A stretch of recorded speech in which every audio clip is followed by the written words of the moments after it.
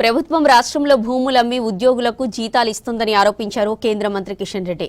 10 ఏళ్ల బీఆర్ఎస్ పాలన, 2 ఏళ్ల కాంగ్రెస్ పాలనపై ప్రజల్లో వ్యతిరేకత ఉందన్నారు. గ్రామాలను ఈ రెండు పార్టీలు పట్టించుకోవడం లేదన్నారు. RRR 50% పనుల కోసం కేంద్ర ప్రభుత్వం ఆమోదం తెలుపుతుందని హామీ ఇచ్చారు కిషన్ రెడ్డి. కొమరవెల్లి మల్లన్న రైల్వే స్టేషన్ సంక్రాంతి తర్వాత ప్రారంభిస్తామన్నారు. బీబీనగర్ ఎయిమ్స్ వచ్చే ఏడాదిలో పూర్తి స్థాయిలో అందుబాటులోకి తెస్తామన్నారు. ఇక నల్గొండలో కార్యకర్తలను కలిశారు కేంద్ర మంత్రి.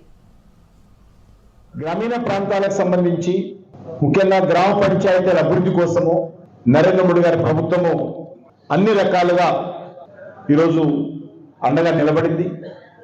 నేను గ్రామ పంచాయతీ ఎన్నికల సందర్భంగా నేను గ్రామీణ ప్రజలను కోరుతా ఉన్నాను. బీఆర్ఎస్ మద్దతుతో కానీ కాంగ్రెస్తో మద్దతుతో వస్తున్నటువంటి అభ్యర్థులను మరి గ్రామాలకు మీరు ఏం చేశారు, మీకు ఎందుకు ఓటేయాలా ప్రశ్నించాల్సిందిగా నేను ప్రజలను కోరుతా ఉన్నాను. ఈరోజు మన యొక్క తెలంగాణ రాష్ట్రం 2014లో మిగులు బడ్జెట్తో ఉన్నటువంటి రాష్ట్రం.